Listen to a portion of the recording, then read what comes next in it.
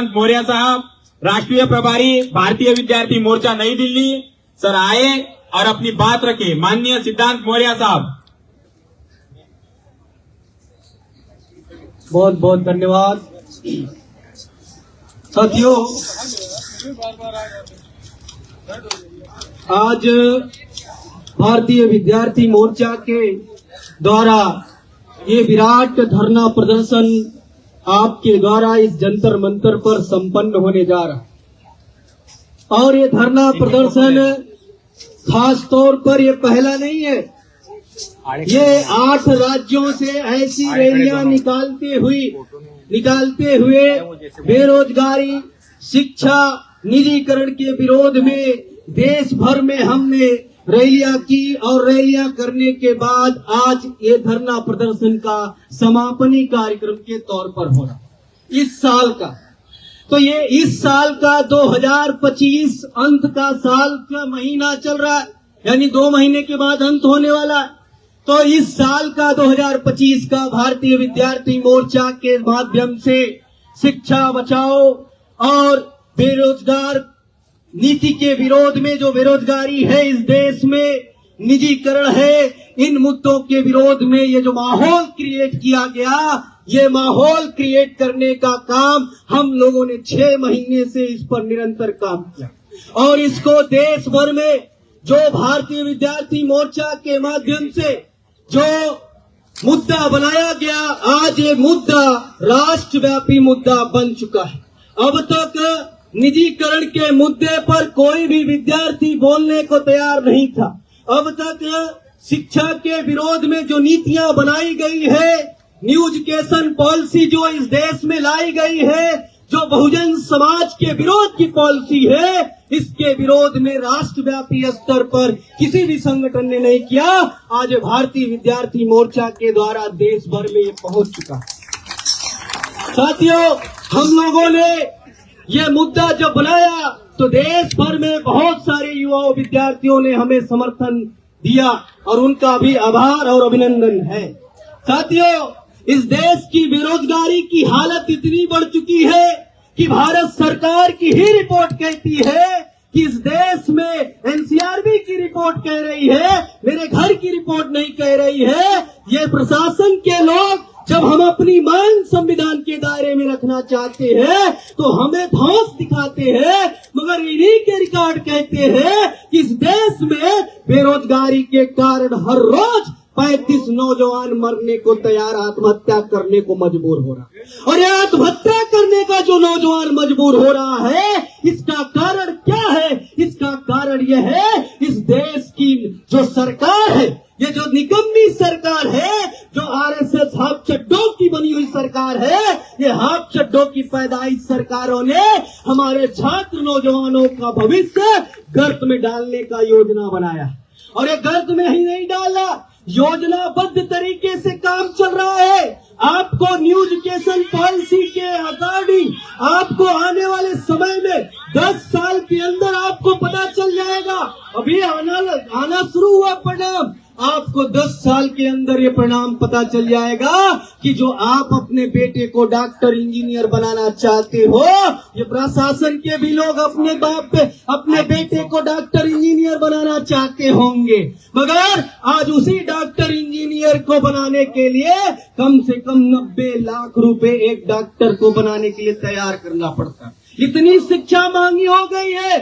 एक छोटे क्लास का बच्चा जिसकी उम्र 5 से 7 साल की बीच की होगी, वो कॉन्वेंट स्कूल में पढ़ता होगा, उसकी भी फीस यही कर्मचारी के लोग देते होंगे, कम से कम महीने का 10,000 रुपए देते होंगे। और वो जो फीस दे रहे हैं, वो कॉन्वेंट स्कूल में जो दे रहे हैं, ये आपकी ही कमाई का जा रहा है। इसलिए साथियों, ये केवल भारतीय विद्यार्थी मोर्चा की लड़ाई नहीं है, ये प्रशासन के भी साथियों से कह देना चाहता हूँ। बार बार आपने हमें धमकी भी दिया कि हम FIR कर देंगे, हम आपको अरेस्ट कर देंगे, और क्या क्या आपने कहा, लेकिन ये भारतीय विद्यार्थी मोर्चा के वो नौजवान है कि एक बार आपने आपके सामने मैंने कहा कि सभी को बैठ जाना चाहिए, तो अनुशासन में रह करके बैठ गए। आपसे ज्यादा ये कैडर बेस ऑर्गेनाइजेशन के लोग हैं और ये इतिहास है, आज से भी नोट कर लिया जाए, देश भर के सभी संस्थानों को नोट कर ले कि भारतीय विद्यार्थी मोर्चा कोई भी ये ऑर्गेनाइजेशन दूसरे आंदोलन के साथ अटैच नहीं होना चाहिए। आप दूसरे आंदोलन के साथ इस ऑर्गेनाइजेशन को अटैच करना चाहते थे, ये अटैच होने वाला नहीं है। ये अटैक संविधान के दायरे में करने वाले लोग हैं, संविधान के आर्टिकल 19 के दायरे में करने वाले लोग हैं। इसलिए हमें अपने नौजवानों से भी ये अपील करना चाहते हैं। अभी आपकी समस्या बेरोजगारी इतनी हालात में पहुंचा दी गई कि ये जो भुखमरी है, ये भुखमरी आपके घर तक भी पहुंच सकती है। आपके घर में भी आपका भाई बंधु आत्महत्या का शिकार हो सकता है।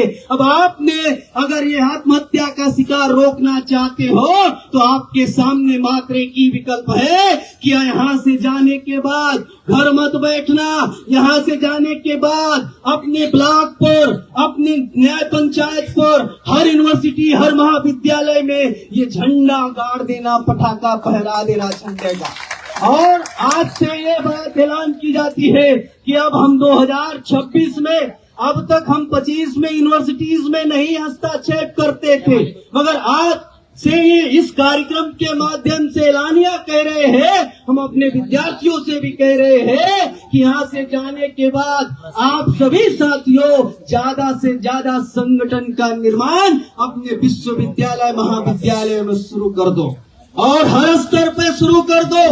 अगर ये लड़ाई जीतना चाहते हो तो आपको इस लड़ाई जीतने के लिए संगठित शक्ति जरूर निर्माण करनी पड़ेगी और खास तौर पर विद्यार्थियों को अपना निर्माण करना होगा।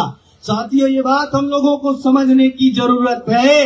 ये इसी मैदान में कुछ दिन पहले पेपर लीक, एसएससी के पेपर लीक को लेकर के कुछ टीचर्स बंधु के माध्यम से आंदोलन हुआ और वहां पर बहुत सारे अनियमितता और लाठी चार्ज इस प्रशासन के लोगों के द्वारा किया गया। उसकी हम भर्त्सना करते हैं, मगर इस बात का भी करते हैं जो असंवैधानिक तरीके से जो उन्होंने ये कोशिश की, वो भी इसके जिम्मेदार है। तो साथियों, इस देश में 65 पेपर अब तक लीक हुए और उस 65 पेपर में मात्र 5 साल के अंदर 65 पेपर लीक हुआ और 65 पेपर में से 45 पेपर जो लीक हुए हैं वो केवल सरकारी भर्ती के पेपर हैं। हर पेपर जो आपसे बच्चों को भरवाया जाता है उसका शुल्क कम से कम 100 रुपए से लेकर के उसका शुल्क 4000 तक सरकारें लेती है ना।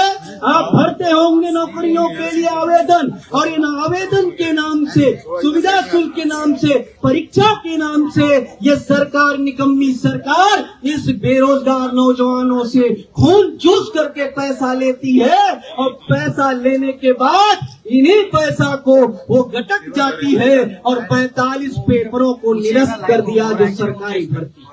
एक पेपर अगर हुए, एक पेपर में अगर सामान्य रूप से 1 करोड़ लोग आवेदक होते हैं और 100 रुपए भी अगर जाता है प्रति व्यक्ति, तो आप सोचो कितने करोड़ रुपए भारत सरकार के खजान में जाता है, भारत सरकार के पास जाता है। यानी आपको लूटने का काम कर रही है, आपको नौकरी देने के नाम से आपको लूट का काम सरकार कर रही है। इसका भी बंदोबस्त हमें करना होगा और इस मंच के माध्यम से मैं सरकार के लोगों से और राष्ट्रपति को आज ज्ञापन भी हम देंगे और इस ज्ञापन में हमने ये बात कहा है कि हमारे विद्यार्थियों का ये जो फीस वसूली की जा रही है, जो शुल्क वसूला जा रहा है नाजायज तरीके से, उस शुल्क को खत्म किया जाना चाहिए। निःशुल्क विद्यार्थियों को फॉर्म भरने का, आवेदन भरने का अधिकार होना चाहिए। उसकी क्राइटेरिया आप निर्धारित करो। आप सोच सकते हो अभी एक परीक्षा फॉर्म केवल 1000 पोस्टिंग आती है, उसके आवेदक 1 करोड़ है और इन नकम्मी सरकार कह रही है कि अब हमने बेरोजगारी समाप्त कर दी है, बेरोजगारी समाप्त कर दी है। हर रोज पेपर में रिपोर्ट आता है कि बेरोजगारी कम हो रही है। मगर साथियों, अगर बेरोजगारी कम हो रही है तो आवेदक की संख्या कैसे बढ़ रही है? एक पेपर 1000 पोस्ट पर करोड़ों लोग आवेदक कैसे आ रहे हैं? अरे आवेदक इतने बढ़ जा रहे हैं कि भारत सरकार रेलवे मंत्रालय 1,35,000 वैकेंसी को क्लियर कराते कराते कराते 5 साल लगा दिया। उनकी परीक्षा लेते लेते, उनका रिजल्ट आउट करते करते ये हालात है देश की। ये चले थे विश्व गुरु भारत को बनाने के लिए। साथियों, शुरू हुई थी, नरेंद्र मोदी ने 2014 में कहा था कि हम 2 करोड़ नौकरियां देंगे। जिस नरेंद्र मोदी ने आपको कहा 2 करोड़ नौकरियां देंगे, सीएमआई की रिपोर्ट कह रही है 1 करोड़ 50 लाख नौकरियां 2018 तक इस नरेंद्र मोदी ने खत्म कर दिया। ये रिपोर्ट कह रही है, सीएमआई की ही कह रही है। तो ये नरेंद्र मोदी आपको जब कहा 2 करोड़ नौकरियां देने के लिए, इसका मतलब उल्टा समझो वो लेने के लिए कह रहा, वो लेने के लिए कह रहा। तो नौजवानों, जब भी आपको कहेगा, ये इनकी सरकारें, निकम्मी सरकारें जब भी आपको कहेगी कि हम नौकरियां देंगे, तो समझ लेना आपकी नौकरियां छीनने की बात हो रही है। इसलिए सावधान हो जाना, इनके झांसे में मत पड़ना। और एक बात और, अंतिम बात कहना चाहता हूं।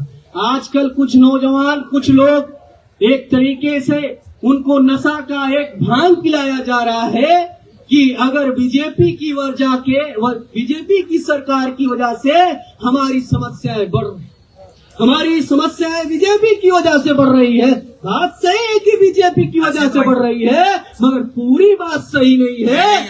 आज अगर बेरोजगारी खड़ी हुई है, इसका जिम्मेदार कांग्रेस भी है। 1991 में इसी कांग्रेस ने इसी संसद में बजट पेश करके लाया था। बजट पेश करते समय आपको एलपीजी नाम का कानून लाया, लिबरलाइजेशन, प्राइवेटाइजेशन, ग्लोबलाइजेशन लाया, और इस लाने की वजह से ये सारे विभागों को प्राइवेट में देना शुरू किया। तो जहां जो आज हमारे पढ़े लिखे कुछ अपने आप को उनके हरिजन होंगे, लेकिन हमारे समाज के लोग किसी के हरिजन और दलित नहीं है। ये हमारे विद्यार्थी के समाज के लोग किसी के हरिजन और किसी के दलित नहीं है। इनका संवैधानिक बाबा साहब अम्बेडकर ने पहचान दिया है, शेड्यूल कास्ट और शेड्यूल ट्राइब पहचान दिया है। हमें दलित मत कहो, हमें किसी का हरिजन मत बनाओ। हम इस देश के संविधान के दायरे वाले शब्द का प्रयोग करते हैं।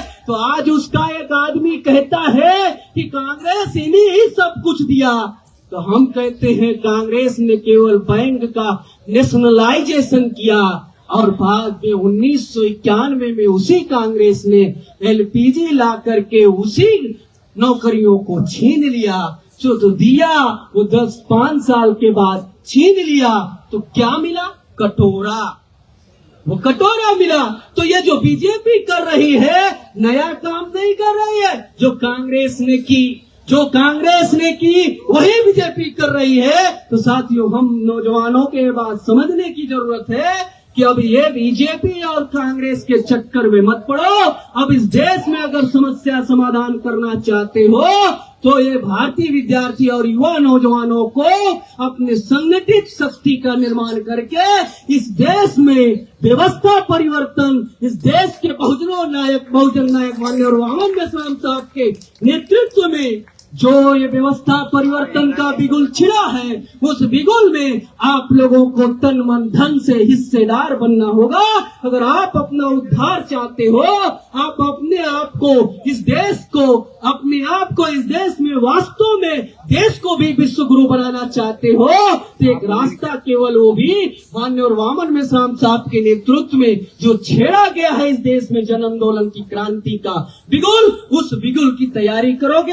अगर ये तैयारी सफल होती है तो हमारी सारी समस्याओं का समाधान होगा। आपने हमारी बात सुनी, बहुत बहुत धन्यवाद।